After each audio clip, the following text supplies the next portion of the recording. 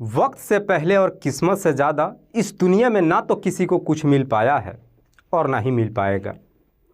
पर फिर भी कुछ लोगों को सब्र नहीं हो पाती है और कम समय में कामयाबी पाने के लिए गलत रास्तों का चुनाव कर लेते हैं, ये जानते हुए भी कि गलत रास्तों पर चलना खतरों से खाली नहीं है। दरअसल आज की कहानी में भी सेम कुछ ऐसी होता है जिसकी वजह से ना सिर्फ एक व्यक्ति हमेशा के लिए इस दुनिया को छोड़ के चला जाता है, बल्कि उसके बाद दो लोग भी जो सलाखों के पीछे पहुंच जाते हैं। नमस्कार, आदाब, मैं हसमुद्दीन और आप देख रहे हैं सफ़र क्राइम तक। दोस्तों, आज की जो सच्ची घटना मैं आपको सुनाने वाला हूं, दरअसल ये घटना है राजस्थान प्रदेश की। राजस्थान का एक शहर पड़ता है जयपुर और इसी जयपुर का एक थाना पड़ता है फुलेरा। फुलेरा थाने के अंतर्गत एक गांव आता है हिरनोदा और इसी हिरनोदा गांव का रहने वाला है 30 वर्षीय दिनेश वर्मा, जो एक प्राइवेट कंपनी में नौकरी करता है। दरअसल दिनेश के परिवार में उसकी पत्नी हेमलता के अलावा 2 बच्चे हैं, जिसमें से एक की उम्र है 5 साल और दूसरे की उम्र है 3 साल। दरअसल दिनेश, जो कि काफ़ी पढ़ा लिखा व्यक्ति है, शादी कर अपनी पत्नी को जब घर लेकर के आता है, उसके बाद से प्रतियोगी परीक्षा की तैयारी करता है। कई जगहों पर जाकर कंपटीशन एग्ज़ाम भी देता है, लेकिन बावजूद इसके दिनेश को सरकारी नौकरी नहीं मिल पाती है। दिनेश जब अपनी तमाम कोशिश कर लेता है और समय जब गुजरने लगता है, समय के अनुसार जब उसके 2 बच्चे आ जाते हैं, घर की हालत जब बिगड़ जाती है, आखिरकार दिनेश मजबूर होकर के एक प्राइवेट कंपनी में नौकरी करने लगता है। पर बावजूद इसके दिनेश अपनी हार नहीं मानता है। दरअसल दिनेश अब अपनी पत्नी को समझाते हुए कहता है कि शायद सरकारी नौकरी मेरी किस्मत में नहीं है, इसलिए मैं चाहता हूं कि अब तुम प्रतियोगी परीक्षा की तैयारी करो। हालांकि हेमलता इसके लिए तैयार नहीं होती है। हेमलता कहती है कि मुझसे नहीं हो पाएगा, पर दिनेश अपनी पत्नी को समझाते हुए कहता है कि सिर्फ तुम तैयार हो जाओ, तुम्हें कैसे तैयारी करनी है, सारी गाइड और सारी तरीके मैं तुम्हें बताऊंगा। जिसकी वजह से हेमलता तैयार हो जाती है और आखिरकार हेमलता भी प्रतियोगी परीक्षा की तैयारी करने लगती है। पर जैसे जैसे समय गुजरता है, दिनेश की चिंताएं बढ़ने लगती है और आखिरकार दिनेश इस प्रकार से टेंशन में आ जाता है कि अब वो शराब का सहारा ले लेता है और समय के अनुसार दिनेश शराब का आदी भी हो जाता है। बात कर रहा हूँ मैं 3 मार्च 2021 की शाम के वक्त। हर रोज़ की तरह दिनेश जब ड्यूटी से अपने घर पे पहुँचता है, काफ़ी नशे की हालत में होता है, खाना खाता है और तुरंत बेड पे सोने के लिए चला जाता है। इधर हेमलता घर का सारा काम निपटाने के बाद अपने बच्चों को लेकर अपने पति के बगल में जाकर सो जाती है। लेकिन जैसे ही 4 से 5 घंटे का समय गुजरता है, रात्रि के करीब 2:30 बजे के आसपास हेमलता जोर जोर से चीखने और चिल्लाने लगती है। दरअसल मैं आपको बता दूं कि दिनेश का एक छोटा भाई भी है, जो अपनी माँ के साथ बगल के ही घर में रहता है। हेमलता जब 2:30 बजे रात को जोर जोर से चीखना और चिल्लाना शुरू करती है और जब उसकी ये आवाज़ हेमलता की सास और उसके देवर सुनते हैं, तुरंत अपने घरों से बाहर निकलते हैं और दिनेश के घर पे जब पहुंचते हैं तो देखते हैं कि दिनेश के कमरे का दरवाज़ा अंदर से बंद है। हेमलता की सास जब आवाज़ देती है, आखिरकार हेमलता अंदर से कुंडी जब खोलती है, लेकिन जैसे ही दरवाज़ा खुलता है, अंदर का नज़ारा देख सब के सब हक्के बक्के रह जाते हैं, क्योंकि बेड पे दिनेश का डेड बॉडी पड़ा हुआ था और उसके गले से काफ़ी मात्रा में खून बह रहा था। साथ ही साथ उसके हाथ में एक चाकू भी था। जैसे ही दरवाज़ा खुलता है, उसके बाद से हेमलता रोते हुए अपने सास से कहती है कि दरअसल इन्होंने खुदकुशी कर लिया है। अब आप ही बताइए कि मैं अपने दोनों बच्चों को लेकर किसके सहारे जीऊँगी। चूँकि मामला पुलिस का था, इसलिए इस बात की जानकारी थाने में दी जाती है और पुलिस को जैसे ही सूचना मिलती है, पुलिस फ़ौरन उसी रात को ही अपनी टीम के साथ दिनेश के घर पर पहुँच जाती है। और पुलिस भी जब इस पूरे वारदात के बारे में दिनेश की पत्नी हेमलता से पूछताछ करती है, तो हेमलता पूरी कहानी पुलिस को बताते हुए कहती है कि साहब, मेरे पति जो सरकारी नौकरी को लेकर के काफ़ी परेशान रहते थे। हालांकि मैं उन्हें काफ़ी समझाती थी, लेकिन शायद आज उनका हौसला टूट गया और उन्होंने अपने गले पे चाकू चला करके अपनी जीवन लीला समाप्त कर लिया है। दरअसल मैं बगल में ही सो रही थी। रात्रि के करीब 2:30 बजे के आसपास जब मेरी आँख खुली तो मैं अपने पति को इस स्थिति में देखी। हेमलता जब ये सारी बातें पुलिस को बता देती है, उसके बाद से पुलिस जब दिनेश के गले पे घाव को देखती है, तो देख करके पुलिस को भी बड़ा अजीब सा लगता है। दरअसल पुलिस अब ये सोचने पे मजबूर हो जाती है कि अगर दिनेश ने अपने हाथों से अपने गले पे हथियार को चलाया होगा, तो उसके फिर हाथ में खून क्यों नहीं लगा है, और ना ही बेड पर भी इधर उधर कहीं खून का कोई धब्बा था। दरअसल दिनेश के गले के घाव को देख करके पुलिस ये भी सोचती है कि कोई आदमी अपने हाथ से अपने गले पे इतना बड़ा घाव कर ही नहीं सकता है। पुलिस ये भी सोचती है कि अगर दिनेश ने अपने गले पे हथियार को चलाया होगा, दर्द जब हुई होगी तो अपने हाथों से गले को जरूर दबाया होगा। फिर उसके हाथ पे खून क्यों नहीं लगा है? साथ ही साथ वो बेड पे छटपटाया भी होगा तो फिर बेड पे जहाँ तहाँ खून का धब्बा क्यों नहीं लगा है? हालांकि पहली देखरेख में पुलिस ये यकीन कर जाती है कि दिनेश ने आत्महत्या नहीं किया है, बल्कि साजिश के तहत उसकी हत्या की गई है। चूँकि पुलिस के पास उस वक्त कोई सबूत नहीं था, इसीलिए पुलिस डेड बॉडी को अपने कब्जे में लेकर पोस्टमार्टम के लिए भेज देती है और फिर सच्चाई पता लगाने के लिए पुलिस अपनी टीम के साथ दिनेश के गांव में जाती है और दिनेश के पड़ोसियों से पूछताछ करती है। इस पूछताछ में पुलिस को मालूम चलता है कि दरअसल दिनेश के ही पड़ोस का रहने वाला एक चचेरा भाई है जिसका नाम है योगेश शर्मा। योगेश जिसकी उम्र है लगभग 24 साल के आसपास, जो खुद प्रतियोगी परीक्षा की तैयारी करता है। दरअसल पड़ोसी पुलिस वालों को बताते हैं कि दिनेश की पत्नी हेमलता और योगेश के बीच में काफ़ी नज़दीकियाँ थी। पुलिस पूछताछ करने के बाद थाने में आ जाती है और फिर सबूत इकट्ठा करने के लिए साथ ही साथ सच्चाई पता लगाने के लिए हेमलता के मोबाइल नंबर की कॉल डिटेल्स को निकालती है और डिटेल्स को जब चेक करती है तो मालूम चलता है कि उसमें एक ऐसा नंबर था जिस पे हेमलता पिछले कई महीनों से लगातार बातचीत करते आ रही थी। और सबसे ज़्यादा चौंकाने वाली बात यह थी कि उसी नंबर पे हेमलता आखिरी बार भी जिस रात दिनेश की डेड बॉडी उसके घर से बरामद हुई थी, रात्रि के करीब 1 बजे के आसपास हेमलता बात की थी। पुलिस जब उस नंबर की डिटेल्स निकालती है तो मालूम चलता है कि वो नंबर किसी और का नहीं बल्कि दिनेश के ही चचेरे भाई योगेश के नाम पर रजिस्टर्ड था। पुलिस को जैसी इतनी सबूत मिल जाती उसके बाद से पुलिस अब इसी डिटेल्स के आधार पर दिनेश की पत्नी हेमलता को गिरफ्तार कर लेती है। और पुलिस जब हेमलता को लेकर थाने में आती है और जब हेमलता से उसके पति की हत्या के बारे में सख्ती से पूछताछ करती है तो आखिरकार हेमलता भी मजबूर होकर के अपनी सच्चाई कबूल कर लेती है। दरअसल इस कहानी की शुरुआत होती है घटना से ठीक लगभग 7 साल पहले, जब दिनेश हेमलता से शादी करके अपने घर लेकर के आता है। उस वक्त दिनेश के पास कोई नौकरी नहीं होती है, काफ़ी पढ़ा लिखा होता है। दिनेश को पूरा यकीन होता है कि उसे आज नहीं तो कल सरकारी नौकरी जरूर मिल जाएगी। इसलिए दिनेश प्रतियोगी परीक्षा की तैयारी करता है, कई जगह जा कर के इंट्रेंस एग्जाम भी देता है, लेकिन शायद दिनेश की किस्मत उसका साथ नहीं देती है।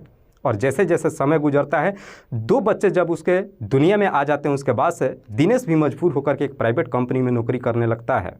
लेकिन बावजूद इसके दिनेश हार नहीं मानता और अपनी पत्नी से रिक्वेस्ट करते हुए कहता है कि तुम भी काफ़ी पढ़ी लिखी हो, अब तुम प्रतियोगी परीक्षा की तैयारी करो, शायद हो सकता है तुम्हारा किस्मत साथ दे और तुम्हें सरकारी नौकरी मिल जाए।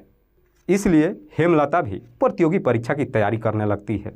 हालांकि जब परीक्षा की तैयारी करना शुरू करती है, दिनेश अपनी पत्नी से वादा किया था कि अगर कोई भी तुम्हें परेशानी होगी मैं तुम्हें गाइड करूंगा। लेकिन दिनेश जब प्राइवेट कंपनी में नौकरी करने लगता है, सुबह वो ड्यूटी में चला जाता है, देर रात तक वो घर पे आता है, इसलिए दिनेश को इतना समय नहीं मिल पाता है कि अपनी पत्नी को सहयोग कर सके। इसीलिए एक दिन दिनेश अपनी पत्नी से कहता है कि एक काम करो, जिस तरीके से तुम तैयारी कर रही हो और मैं तुम्हें टाइम नहीं दे पा रहा हूँ, तुम्हें भी सरकारी नई नौकरी मिल पाएगी। इसलिए बेहतर है कि पड़ोस में ही मेरा चचेरा भाई योगेश रहता है, वो भी प्रतियोगी परीक्षा की तैयारी करता है। अगर तुम्हें कोई भी प्रॉब्लम होगी तो योगेश को घर पे बुला लेना और उससे पूछताछ कर लेना। दिनेश जब अपनी पत्नी को इजाज़त दे देता है, उसके बाद से जब भी हेमलता की कोई भी प्रॉब्लम होती है, अपने चचेरे देवर योगेश को घर पे बुला लेती है और फिर घर के अंदर ही योगेश और हेमलता दोनों एक साथ ही बैठ कर के प्रतियोगी परीक्षा की तैयारी करने लगते हैं। चूँकि दोनों के बीच में देवर भाभी का रिश्ता होता है, इसलिए दोनों हंसी मजाक करते हैं और प्रतियोगी परीक्षा की तैयारी करते करते कब दोनों प्यार मोहब्बत की तैयारी करना शुरू कर देते हैं, दरअसल दोनों को पता नहीं चलता है। जिसका नतीजा ये होता है कि आखिरकार योगेश और हेमलता के बीच में प्रेम प्रसंग शुरू हो जाती है और आखिरकार एक दिन वो भी समय आता है जब मान मर्यादा की सारी सीमाएं टूट जाती हैं। और जैसे ही एक बार इस तरह का रिश्ता कायम हो जाता है, उसके बाद से कभी रुकने का नाम ही नहीं लेता है। हालांकि योगेश और हेमलता के बीच में जब प्रेम प्रसंग शुरू होता है, इस बात की जानकारी उसके पति दिनेश को कभी नहीं मालूम चलता है, क्योंकि दिनेश हर रोज़ सुबह अपनी ड्यूटी चला जाता है और देर रात तक घर वापस आता है। घर में अकेली हेमलता होती है और हेमलता इसका भरपूर फ़ायदा उठाते हुए योगेश को घर में ही बुला लेती है और घर के अंदर ही उससे मुलाकात कर लेती है। पर जैसे जैसे समय गुजरता है हेमलता और योगेश दोनों इतने काफ़ी निडर हो जाते हैं कि एक दिन हेमलता योगेश के साथ अपने कमरे में मुलाकात कर रही थी। उसी वक्त ही हेमलता के सास किसी काम से उसके घर पे पहुंच जाती है और फिर दोनों को आपत्तिजनक स्थिति में देख लेती है। हेमलता की सास जैसी इस तरह की नज़ारा देखती है उसके बाद से योगेश तो वहाँ से चला जाता है, लेकिन हेमलता की सास उसे फटकार लगाते हुए कहती है कि जो तुमने गलती की है, अगर तुमने इसमें सुधार नहीं की तो मैं ये सारी बातें अपने बेटे दिनेश को बता दूंगी। और हाँ, याद रखना कि आज के बाद से योगेश तुम्हारे घर पे नहीं आना चाहिए। चूँकि हेमलता गलती की थी, सास उसकी जितनी भी बातें कहती है सर झुका करके उसकी सारी बातें सुनती है। और शाम के बाद दिनेश भी जब अपनी ड्यूटी से घर आता है तो दिनेश की माँ उसे सारी सच्चाई तो नहीं बताती है, लेकिन इशारों ही इशारों में इतना ज़रूर कह देती है कि पड़ोस का रहने वाला योगेश अक्सर तुम्हारे घर पे आता ही नहीं है, बल्कि घंटों देर तुम्हारी पत्नी के साथ कमरे में रहता है। उसकी नीयत ठीक नहीं लग रही है, इसलिए बेहतर है कि तुम उसे मना कर दो और साथ ही साथ अपनी पत्नी को भी समझा दो, वरना वो हमें समाज में किसी को मुंह दिखाने लायक नहीं रहेगी। दिनेश की माँ जब इस तरह की बातें कहती है, चूँकि दिनेश भी कोई दूध पीता बच्चा नहीं था, वो समझ जाता है कि उसकी माँ क्या कहना चाहती है। इसीलिए दिनेश अपनी पत्नी को समझाते हुए कहता है कि योगेश को तुम मना कर देना कि आइंदा से वो हमारे घर पे ना आए और तुम भी उससे कभी बातचीत मत करना। तब जाकर के हेमलता को लगता है कि शायद उसकी सास ने उसके पति से सारी सच्चाई बता दी है। इसीलिए हेमलता मौका निकाल करके अपने चचेरे देवर योगेश के नंबर पे कॉल करती है और कहती है कि शायद मेरे पति को हम दोनों को लेकर के शक हो चुका है, इसीलिए बेहतर है कि अब तुम कुछ दिन तक मेरे घर पे मत आना। जैसे ही मौका मिलेगा मैं तुम्हें कॉल करूँगी और फिर आकर के मुलाकात कर लेना।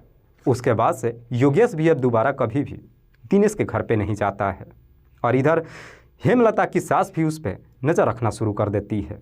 पर जैसे ही 1 महीने का समय गुजरता है और इस 1 महीने में हेमलता और योगेश की जब मुलाकात नहीं हो पाती है, आखिरकार योगेश अब हेमलता से मिलने के लिए एकदम से बेकरार हो उठता है।